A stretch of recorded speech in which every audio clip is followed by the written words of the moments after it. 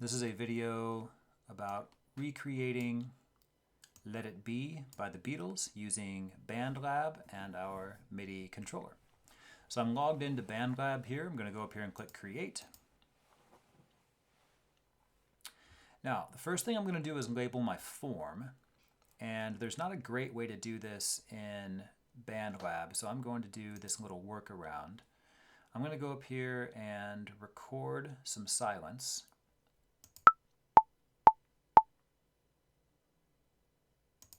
Okay, just like that. It can be any sort of length. Now this defaulted to 120 beats per minute. That's significantly faster than Let It Be. Let It Be is around 76. So I'm going to go ahead and change that. Now, this gives me silence. Let's hear this. Pretty good. So I'm going to stretch this out. Now that's not snapping into that number 5, and that's because snap to grid isn't checked. So I need to make sure that that is checked. So that way it will lock right in there. Now this hasn't been saved. I'm going to go up here and type in my name. I'm going to call it Let It Be Project. Okay, I'll go up here and save it before I do anything else, lest we lose our stuff. Okay, so up here, I'm going to call this my intro. And I know this is the intro because over here, we've already gone through and we've already analyzed the song. So we already said this is happening here, and so on and so forth. Okay, so the intro starts at measure 1, it's 4 measures long, and it goes to measure 5, which is where the verse starts. So now I'm here, I'm going to move this over to measure 5 because that's where my next section is. I don't have to record anything else. I can just copy this with Control-C or Command-C if you're using a Mac, but most of us are using PCs. So Control-C and then Control-V will paste it right here. Now it automatically calls it the intro, which it is not. It's actually verse 1, so I'm going to change the name of verse 1. It's supposed to be 8 measures long, so it goes from 5 up to 13. So what I'll do is I'll go down here to the bottom, and I'll grab this and stretch it out to 13. Now if I go too far, it's going to sound off when I put in other instruments there. So I want to make sure it snaps exactly to 13. If I click this one at the top, this loops the information. Now on this track, it doesn't really matter because it's just looping silence. But if we had something like a piano part or something like that, this would make it happen multiple times. Whereas all this does is it stretches it out and doesn't add anything to the track. So that's what we're doing right now. So that loop feature is going to come in handy later on. Okay, I'm going to go up here and zoom out just so I can see the big picture. Over here, the chorus is 4 measures long. So to make it easier, I'm going to copy this piece that's 4 measures long. Control-V to paste. I'm going to call that the chorus. Oh, whoops. All right, the next thing that happens is verse 2. That goes from 17 to 25. I'll copy that, paste over here. Get out of that, I didn't mean to click that. Change this to verse 2. Next thing that happens is the chorus from 25 to 29. I'm going to copy that. Paste here, paste again, because I had 2 choruses. The word should be chori, I think. Next I've got this interlude, which is also 4 measures. So I'm going to paste this right here and then change this to interlude. And as I'm doing this, you want to double check and make sure that everything is totally lining up perfectly with all the different sections. So this is lining up perfectly between 33 and 37, which is where it's supposed to be. Okay, next is the solo, which is 8 measures long. And we said that's the same, that's a different section. It's the same as the verse, which we labeled up here as B.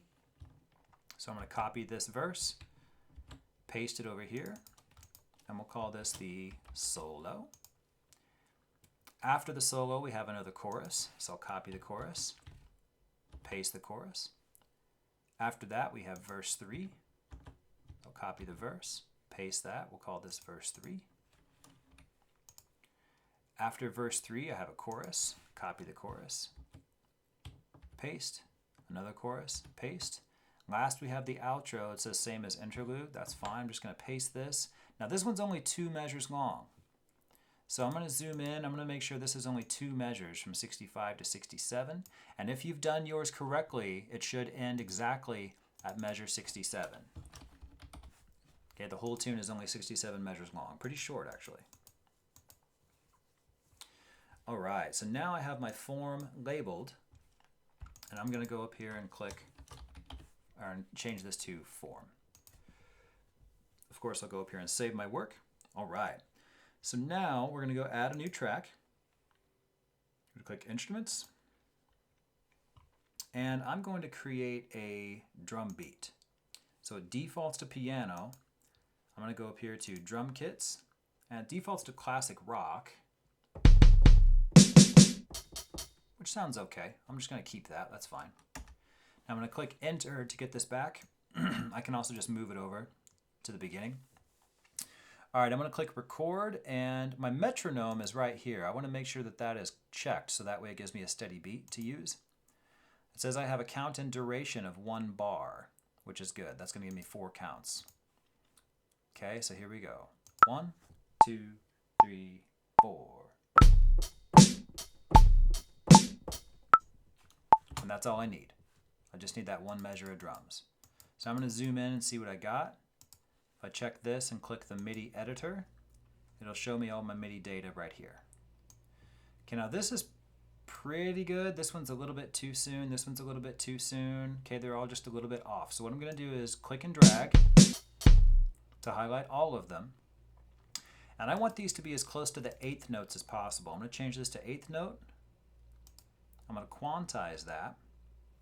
Then I'm going to go up here and click this legato button, and that just makes everything nice and even and smooth. With percussion, it doesn't matter that much how far they go. All right, now over here, if you look at this velocity, they're all super loud, so it's like hitting as hard as it can. I'm just going to change this. I'm going to move this down to about 100, just to make it a little bit quieter. Hit it's a little bit softer. Sounds pretty good. Okay, so now, like we said before, if you drag this, it doesn't add any data to it. So let's hear what that sounds like.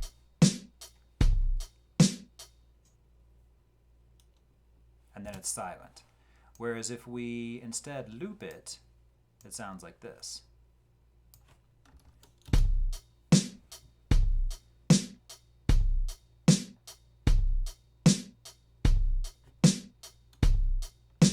Okay, so that's what we want. So I'm going to change this to drums. And for our purposes right now, that's all we need. We're not going to add any fills or anything like that. We're just going to have an entire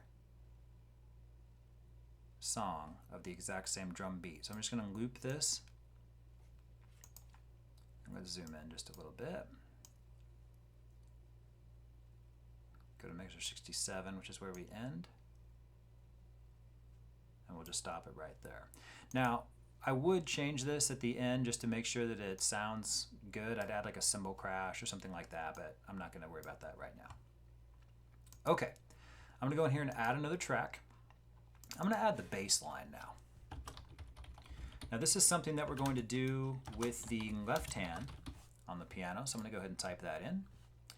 And then the Let It Be chord progression is on our home page. If you go to azguitarschool.com, go down to our PXU Contemporary Music page. We're here in Unit 2. Let It Be is down here throughout the schedule for this week. Okay, so here's the verse chord progression, and this happens to be the same thing as the intro. So I'm just going to go ahead and record this. Alright, so that defaults to a piano. I want that to be a bass though. I'm going to change it to a bass. It defaults to a 62p bass, which is totally fine. You can try some other things.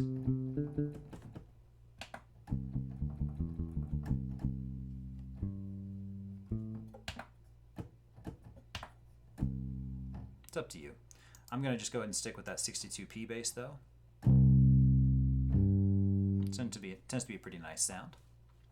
Alright, so I'm going to go up here and click record. Again, make sure the snap to grid is checked. Sometimes it gets off, so you just want to make sure that that's checked all the time. Yeah. This program's kind of glitchy, so sometimes you can't take it for granted that it kept your settings for some reason. Okay, cool.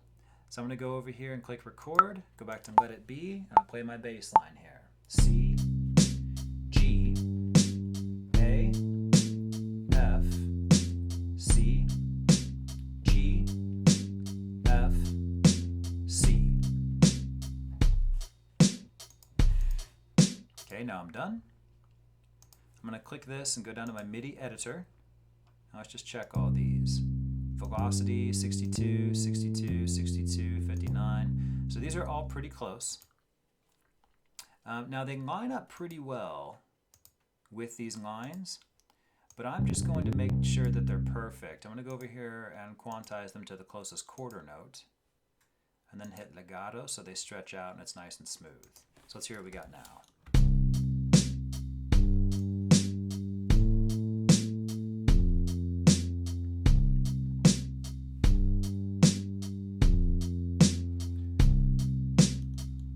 That sounds pretty good to me. Okay, so we're going to go ahead and copy this and paste it over here where the verse is. Oh, looks like Snap to Grid got off for some reason. Don't know why. All right, so I'm going to paste this using Control V, and this happens twice during the verse. So I'm just going to stretch this out, and I know that just from listening to the tune. So now I've got my intro and my verse bass line recorded. So now I need to record the chorus. Chorus progression is the same chord, just in a different order. So here we go. 1, 2, here we go.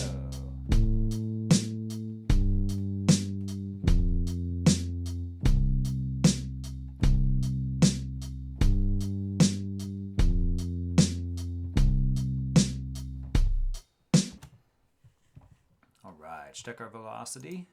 Pretty good. Oh, didn't mean to move that. Alright, I've got all of those highlighted. And I'm going to quantize these. Now this one actually moved over to the wrong spot, so I'm just going to manually move that. Highlight all these again. Legato, so it's nice and long. I only want this to be a quarter note though. Alright. And that goes to measure 17. So that should be good right there. Now, this is what's cool. Everywhere that I have a verse, I'm just going to paste my verse. I've already done this work. Solo is the same chord progression as the verse. Paste it right there.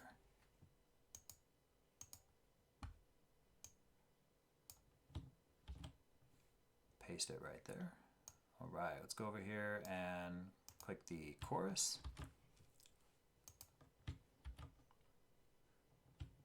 Chorus again. This is the interlude part. That's a totally different section, and we haven't really learned that yet. But that's okay. I'm going to teach that to you later. Paste, paste, and then the outro is the same thing as the interlude, as it says over here. Okay, so we'll get to that some other time.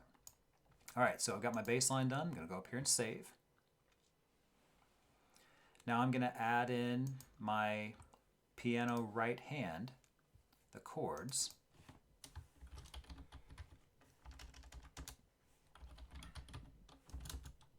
I'm going to change the name of that to right hand. I'm going to capitalize titles.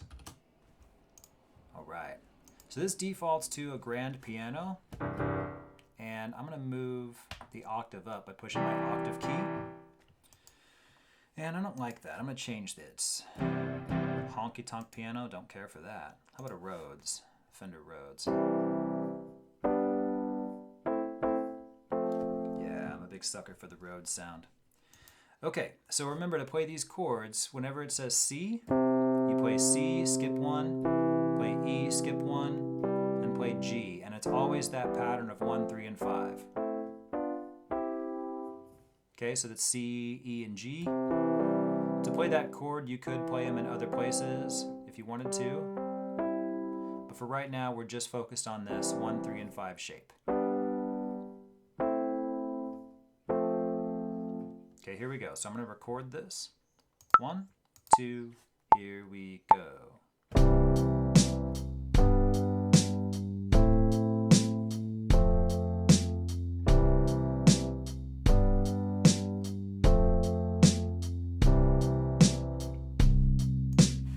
right, so I think I may have made a mistake in here. I think I may have pressed 2 keys twice, but I don't know. We'll find out. No, doesn't say I did. All right, so looks like my velocity is all pretty good. I'm gonna highlight everything. We're gonna change it to quarter note here, quantize this, legato. Now it should be good.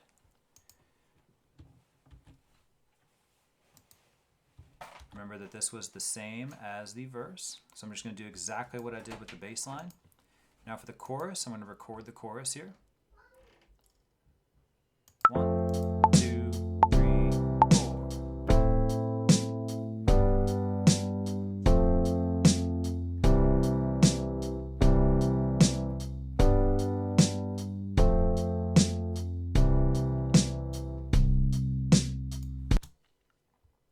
Okay, so here's my chords for the chorus. Looks like they're all pretty good. It's a little bit too late though. And that might just be latency because I noticed that my metronome was a little bit off too. All right, so I'll click this to move everything over. Legato to get everything nice and smooth.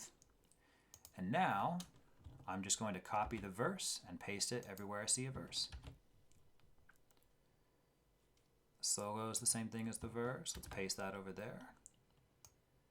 And it's going to paste wherever my white line is. So if I paste it right there, it's going to be in the wrong spot. So I needed to move my white line over in order to make sure it pasted in the right place. Okay, here is my chorus. Copy this. Paste. Paste. Interlude I'm going to leave blank for right now. Chorus I'll paste. Over here I've got another chorus. Paste. Paste. And the last thing we have to do is the outro. Okay, so again, I'll show you that next week. But for now, I'm just going to go ahead and record it. The interlude is the same thing as the outro and vice versa. So I'm going to go ahead and record this real quick.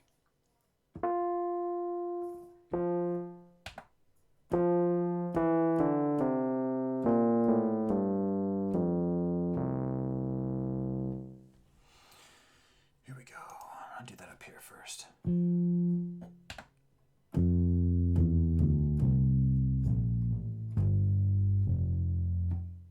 Can't go that low. Okay, I wish I could. All right, here we go. 1, 2, 3.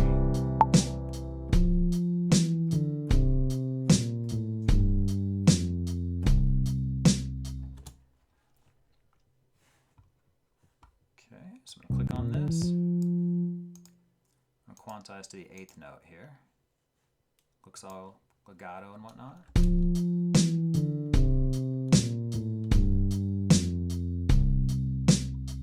Right on. So I'm going to copy that. And I'm going to paste that down here because that's what's happening in the right hand as well. And if I look over here, the bass should be quite a bit lower than everything else. And it indeed is. So I'm going to go over here and click the plus 12. That moves it up 12 half steps, which gets us the correct octave. So I'm going to click on this. I'm going to copy this one. Paste it over here at measure 33. And I could paste it again, but I'm going to choose to loop it. Okay, I'm going to go up here and copy my bass line. Paste right there. And again, I could paste it again if I wanted to, and it would sound exactly the same. Let's hear what we got.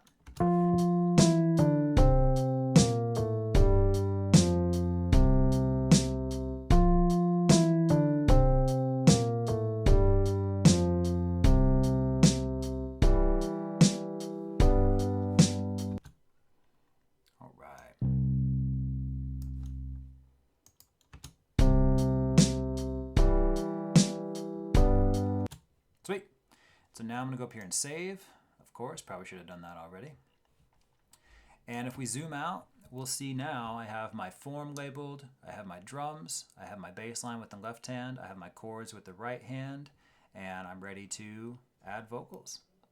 So that is a very quick demonstration of how to create a replication of a song using BandLab. All right.